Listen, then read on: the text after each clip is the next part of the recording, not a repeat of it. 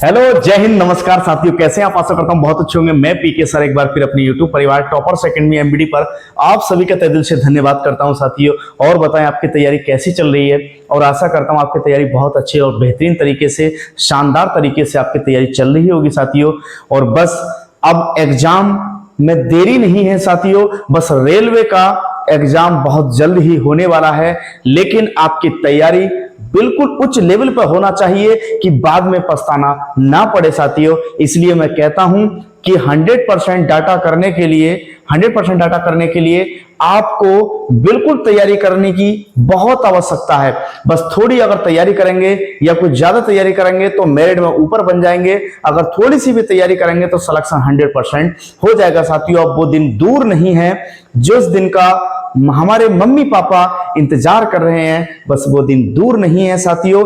तो हमारे mummy papa की आंखों में खुशी के आंसू होने चाहिए, दुखी के आंसू नहीं, खुशी के आंसू होना चाहिए। और उस आंसुओं की वजह आप बनेंगे साथियों। बस एक बार बशर्ते पूर्णतः ईमानदारी दिखाते हुए हमारे साथ बिल्कुल लग जाएं। और मैं ये प्रण और दावा और निश्चित करता हूं साथियों, और ये प्रतिज्ञा लेता हूं कि ये क्लास आपकी नौकरी में 100% मददगार और रामबाण साबित होगी साथियों। और जब एग्जाम में आप बैठेंगे तब देखना साथियों 100% यहां से प्रश्न लगने वाले हैं साथियों। बस पूर्णतः ईमानदारी दिखाते हुए, नोट्स बनाते हुए आप अपनी तैयारी को बिल्कुल बेहतरीन ढंग तरीके से बिल्कुल करते रहेंगे साथियों। और जहां तक हमसे होगा हम बेस्ट से बेस्ट कंटेंट देने की आपको बिल्कुल प्रतिज्ञा करेंगे साथियों। बस बशर्ते कि आप बिल्कुल इस चैनल को एक दूसरे भाई को शेयर जरूर करेंगे, और चैनल को सब्सक्राइब भी करेंगे, और लाइक भी करेंगे, और कमेंट भी करेंगे। कमेंट में बता करें साथियों कि ऑडियो वीडियो क्लियर है या नहीं है, या वॉइस कैसी आ रही है साथियों, या वीडियो की क्वालिटी कैसी है। जब लोग आप नहीं बताएंगे तो हमें पता कैसे लगेगी। लेकिन 100% डाटा फंसने की ये गारंटी लेता हूं साथियों। और 30 में से 30 मार्क्स दिला करके रहूंगा साइंस में, ये मेरा दावा है साथियों 100%। बस आपने बशर्ते ठान ही ली है सरकारी नौकरी की, तो टॉपर एकेडमी एमबीडी से जुड़ जाइएगा और फैला दिए एक दूसरे की तरफ को, इस चैनल को वायरल कर दीजिएगा साथियों। क्योंकि अब कोई ना कोई 100% आपको सक्सेस दिलाने वाले टॉपर एकेडमी एमबीडी पर आ गए हैं। पीके सर अब धमाल मचाएंगे। देखिए, चलिए, टॉपिक का नाम है उत्सर्जन। टॉपिक का नाम है उत्सर्जन। उत्सर्जन में क्या क्या है आप देखते हैं, किस किस में उत्सर्जन होता है साथियों, और किस किस में कैसे देखने को मिलता है। चलिए, लेकिन मेरे साथियों, मेरे भाइयों, चैनल को सब्सक्राइब जरूर करें, वीडियो को लाइक भी करें साथियों। चलिए, उत्सर्जन क्या है पहले तो हम पढ़ेंगे कि उत्सर्जन है क्या। भाई अपने आप में उत्सर्जन है क्या, देखते हैं। उत्सर्जन हानिकारक जो अपशिष्ट पदार्थ होते हैं, जैसे कि नाइट्रोजन युक्त पदार्थों को शरीर से बाहर निकालना उत्सर्जन कहलाता है। उत्सर्जन क्या है? अपने आप में जो हानिकारक अपशिष्ट पदार्थ होते हैं, नाइट्रोजन युक्त होते हैं, उसको शरीर से बाहर निकालना उत्सर्जन कहलाता है। बिल्कुल। चलिए नेक्स्ट, प्रोटोजोआ में उत्सर्जन एवं परासरण किस अंग द्वारा होता है? जो कि आपका प्रोटोजोआ होता है, प्रोटोजोआ में काफी संघ आते हैं। भाई मार्सिलिया है प्रोटोजोआ में, जैसे कि स्पंज है, और ये निडेरिया है, ये काफी प्रोटोजोआ में आते हैं। जैसे कि अमीबा भी प्रोटोजोआ में है। परजीवी प्राणी सब प्रोटोजोआ में आते हैं, जैसे कि परजीवी प्राणी या अमीबा या पैरामीशियम, यूग्लिना, ये सब परजीवी प्राणी हैं साथियों। और ये किस में आते हैं? प्रोटोजोआ वर्ग में आते हैं। तो प्रोटोजोआ में उत्सर्जन एवं परासरण किस अंग द्वारा होता है? किस अंग द्वारा होता है? तो किस अंग द्वारा होता है? संकुचनशील और रिक्तिकाएं के द्वारा होता है। इसमें संकुचनशील उनका शरीर होता है, और उसमें छोटी छोटी रिक्तिकाएं बनी होती हैं। किस टाइप से? एक खंडो, इस टाइप से, खंडो टाइप से, ये खंड टाइप की बनी होती हैं। इसको बोलते हैं रिक्तिका। क्या बोलते हैं? क्या बोलते हैं सर? रिक्तिका। रिक्तिका, इसको रिक्तिका बोलते हैं। और यहां एक इस टाइप से चलने के लिए उनको वो है पेड़ टाइप का होता है साथियों। चलिए नेक्स्ट, स्पंज में उत्सर्जन किस अंग द्वारा होता है? स्पंज, आप कहेंगे स्पंज क्या होता है? स्पंज होता है एक घड़ा टाइप का बना होता है स्पंज। देखिए, चलिए स्पंज हम बता देते हैं यहीं पर। स्पंज बना देते हैं। ये स्पंज टाइप का होता है, ये स्पंज टाइप का होता है, इस टाइप से ये होता है स्पंज। और स्पंज में क्या है, ये उत्सर्जन जो करेगा वह किस अंग के द्वारा करेगा? ऑस्कुलम। ऑस्कुलम का मतलब है घड़े के द्वारा जो इसमें वाष्प निकलती है। क्या निकलती है? वाष्प। मींस पानी की यहां पर बूंदें इकट्ठी हो जाती हैं, जिसको ऑस्कुलम बोलते हैं। क्या बोलते हैं उसको? ऑस्कुलम। ऑस्कुलम के द्वारा पानी की बूंदें बाहर निकल करके आती हैं। किसमें? स्पंजों में। स्पंज। तो स्पंज भी एक, जैसे आप तालाब के किनारे या नदी के किनारे जाएंगे तो आपने सीपी, घोंगा, ये सब चीज देखी होगी, शंख टाइप का देखा होगा। ये सब क्या? ऑस्कुलम के द्वारा अपना उत्सर्जन करते हैं। नेक्स्ट, हाइड्रा में उत्सर्जन किस अंग द्वारा होता है? अब हाइड्रा आ गया। अगर हाइड्रा की बात करेंगे तो हाइड्रा क्या है? अमर प्राणी। अमर प्राणी कभी ना मरने, ये राह है, मरने वाला जीव है। कभी ना मरने वाला जीव है। और ये अमर प्राणी इसको इसलिए कहते हैं कि जितनी दंश कोशिकाएं होती हैं, क्या होती हैं? दंश कोशिकाएं। जो दंश कोशिकाएं होती हैं, इनके द्वारा क्या करता है? अपना मुकुलन करता है। किसके द्वारा करता है? मुकुलन करता है। मुख के द्वारा। मुकुलन किसके द्वारा करता है? मुख के द्वारा। ठीक है साथियों, इसको नोट कर लेना, किसी डायरी में या किसी कोने पर नोट करके इसको लिख लेना। जो इसका उत्सर्जन होता है वह किसके द्वारा होता है? मुख के द्वारा होता है। मुख, जो उसका मुख होता है, मुख के द्वारा होता है। किसमें? हाइड्रा। हाइड्रा में उत्सर्जन किस अंग द्वारा होता है? मुख के द्वारा होता है साथियों। और बशर्ते 100% यहां से डाटा लगने वाला है। और जब आप एग्जाम में बैठेंगे तो आपको एक ही चैनल याद आएगा, टॉपर एकेडमी एमबीडी। कौन सा चैनल? Topper academy MBD. और पी के सर 100% याद आएंगे कि पी के सर ने यह क्वेश्चन पढ़ाया था और यह क्वेश्चन 100% परीक्षा में आया था साथियों। अगर पढ़ाया हुआ नहीं आए तो चैनल को अनसब्सक्राइब मार देना और बिल्कुल चैनल को कमेंट करना कि आपके चैनल से आपको पढ़ाया हुआ कुछ नहीं आया साथियों। 100% ये गारंटी और विश्वास दिलाता हूं साथियों कि 100% यहां से दावा है, यहां से डाटा फंसने वाला है तो फंसने वाला है 100%। कोई तो है पीके सर में, कुछ तो है पीके सर में और कोई तो है मुरादाबाद के अंदर जो कि इस प्रकार से क्लासेस स्टार्ट करा दी। बिल्कुल निःशुल्क पढ़ा रहे हैं। बस इस क्लास को उन बच्चों तक पहुंचा दीजिए साथियों, जिस तक इसकी पहुंच है उस तक पहुंचा दीजिएगा। जैसे कि गांव देहात से बाहर शहर पढ़ने के लिए नहीं आ पाते, उन तक यह क्लास पहुंचा दे मेरे साथियों। हाथ जोड़ के विनम्र निवेदन करता हूं, बस इतनी सी रिक्वेस्ट करता हूं। और चैनल को सब्सक्राइब कर लें और लाइक भी करें और कमेंट भी करें जरूर। चलिए, तो हाइड्रा में उत्सर्जन मुख के द्वारा होता है। किसके द्वारा होता है? मुख के द्वारा होता है। एनिलिडा, एनिलिडा मींस केचुआ, एनिलिडा मींस केचुआ। केचुए में उत्सर्जन किस अंग के द्वारा होता है? उत्सर्जिकाओं या नेफ्रिडिया द्वारा। किसके? उत्सर्जिकाओं या नेफ्रिडिया द्वारा। उत्सर्जिकाओं या नेफ्रिडिया द्वारा। किसमें? एनिलिडा मींस केचुए में जो उत्सर्जन होगा। एनिलिडा एक संघ है साथियों, एनिलिडा एक संघ है। उस संघ में कौन आता है? केचुआ। और जो केचुए में उत्सर्जन अंग जो होगा वह किसके द्वारा उत्सर्जन करता है? तो वह करता है उत्सर्जिकाओं या नेफ्रिडिया द्वारा। जो उसकी आगे की दंश कोशिकाएं या आंखें टाइप की होती है को नेफ्रिडिया बोलते हैं। ठीक है, चलिए, मनुष्य में उत्सर्जी अंग एवं उनके उत्सर्जी पदार्थ क्या हैं? जो मनुष्य है उसमें उत्सर्जी अंग जो है जिससे कि उत्सर्जन हो सके, तो वह उत्सर्जन पदार्थ क्या है? वृक्क। वृक्क मींस जो कि हमारा ये चित्र है इसके बारे में बताएंगे। वृक्क है। वृक्क में क्या होता है? यूरिया। वृक्क में क्या होता है? यूरिया। और इसके अंदर यकृत। यकृत में क्या क्या होता है? देखो, वृक्क के अंदर यूरिया मींस जब हम मूत्र विसर्जन करते हैं तो उसमें यूरिया कैसी चुभने वाली, मींस उसको अमोनिया कैसी गंध आती है, अमोनिया कैसी गंध आती है, उसमें यूरिया की मात्रा भी होती है। अगर यकृत में बात करेंगे तो यकृत में क्या क्या होता है? होमोग्लोबिन, होमोग्लोबिन के उपजात पदार्थ होते हैं, सॉरी उपार्जित पदार्थ होंगे, उपार्जित, चलिए उपार्जित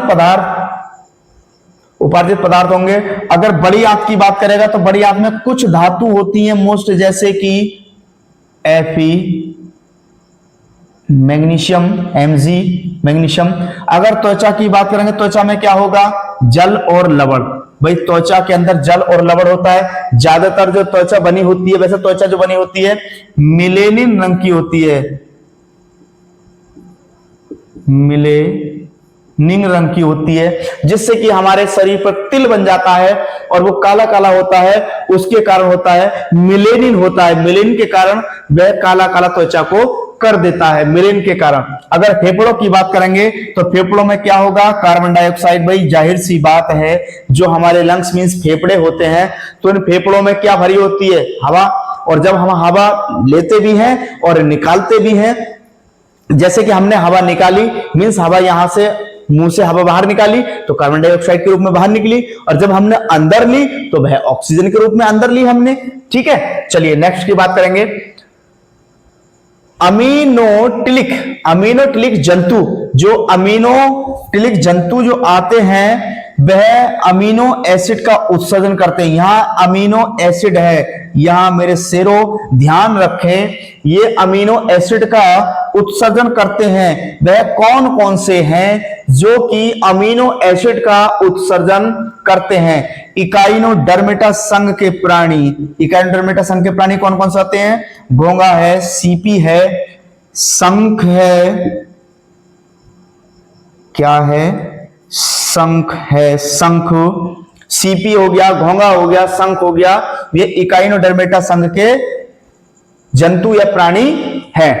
नेक्स्ट अब बात करेंगे, ये तो हो गया अमीनोटिलिक जंतु में अमीनो एसिड। अब अमीनो का या अमोनिया का उत्सर्जन जो करेगा, अमीनोटिलिक जंतु जो अमोनिया का उत्सर्जन करते हैं, जैसे कि अमोनिया बाहर निकालते हैं, वह कौन कौन से हैं?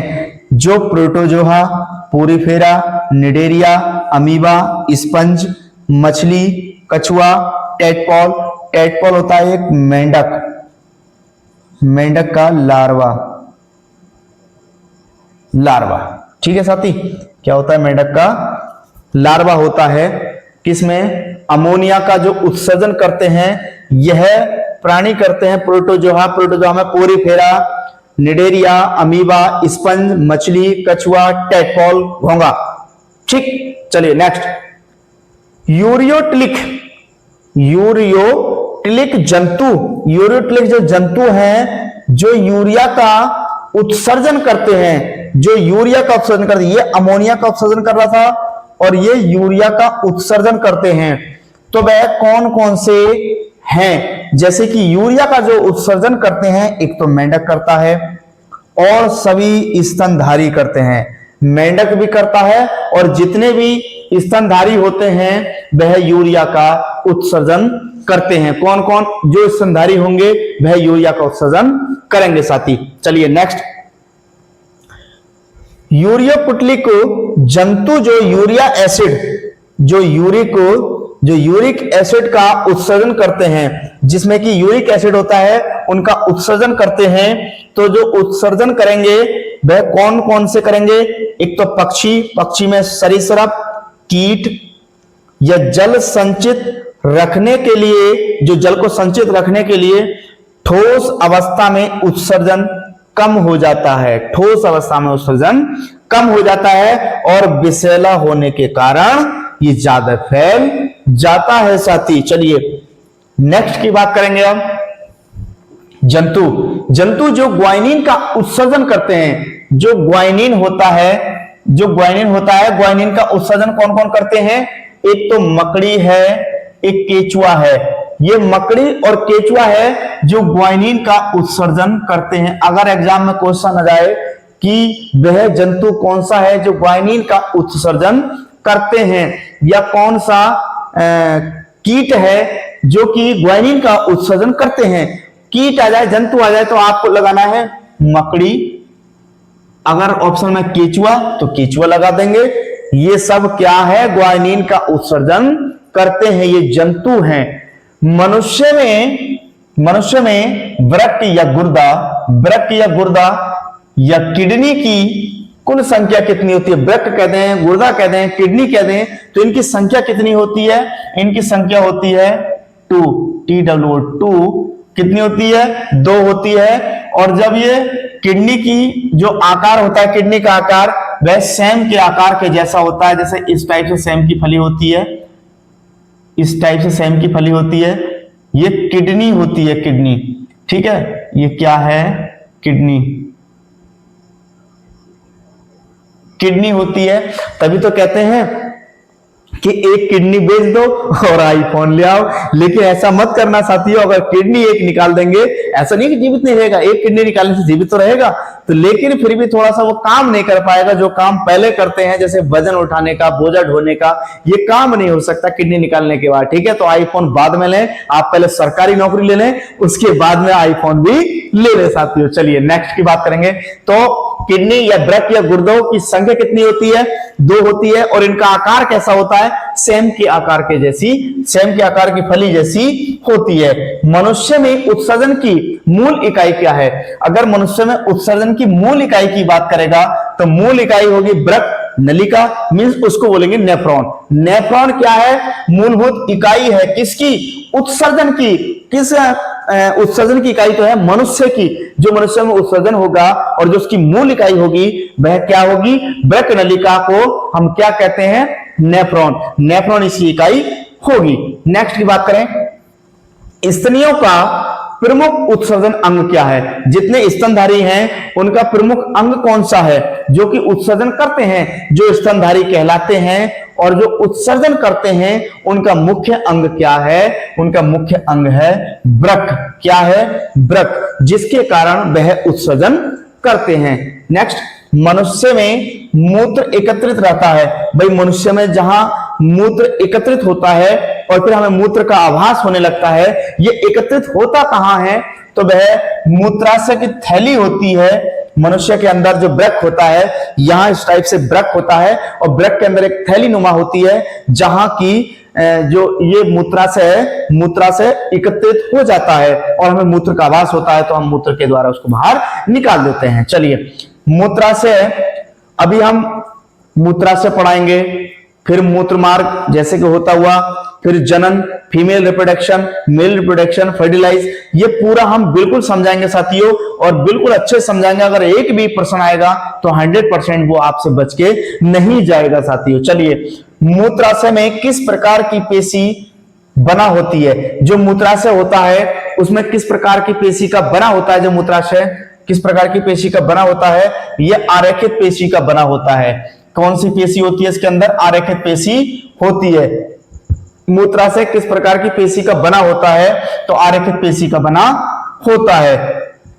मूत्र में जो मुख्य पदार्थ होगा वह अमोनिया होगा। क्या होगा?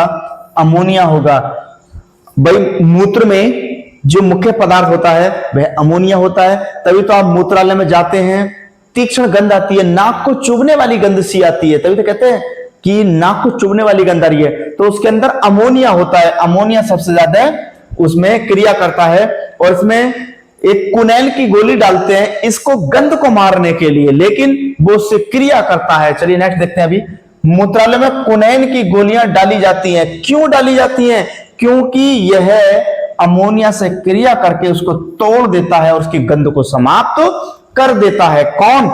कुनेन की गोलियां डालते हैं और जब उससे क्रिया करेगा तो उसको तोड़ देगा। जब तोड़ देगा तो उसमें से गंध उठनी बंद हो जाएगी। साथी, वृक्क के 2 कार्य क्या हैं?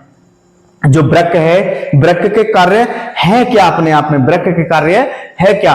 तो वृक्क जो करता है, पहला काम करता है अपशिष्ट पदार्थों का उत्सर्जन। जो अपशिष्ट पदार्थ होते हैं, जो बच जाते हैं पदार्थ, जैसे कहते हैं ना अपशिष्ट बचे हुए पदार्थ, जो पोषक पदार्थ हैं, पौष्टिक पदार्थ को, पौष्टिक जो खाना होता है उसको एक तरफ, और जो क्या बोलते हैं अपशिष्ट पदार्थ होते हैं उनको एक तरफ कर देता है। तो ये क्या कार्य करता है?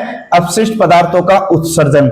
दूसरा है शरीर के अंदर जल की मात्रा एवं अन्य आयन सांद्र का नियंत्रण करता है। कौन से? जितने भी आयन होंगे उनका सांद्र और नियंत्रण करता है। कौन? वृक्क। वृक्क जो है जितने शरीर में आयन होंगे और जल की मात्रा बिल्कुल बनाए रखता है और उसको नियंत्रण रखता है। आप देखते हैं फोटो मीन चित्र है, एक ये वृक्क का चित्र है जो वृषण भी है। अब देखते हैं इसमें क्या है। ये एक वृक्क, पूरा वृक्क होता है। यह जो होती है यह क्या होती है साथी? वृक्क होता है। ये मनुष्य का वृक्क चित्र है। किसका है? मनुष्य का वृक्क चित्र है।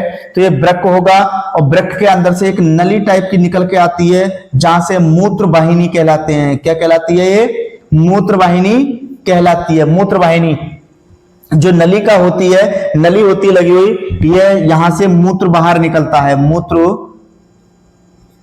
बाहर निकलता है, यहां से मूत्र बाहर निकलता है।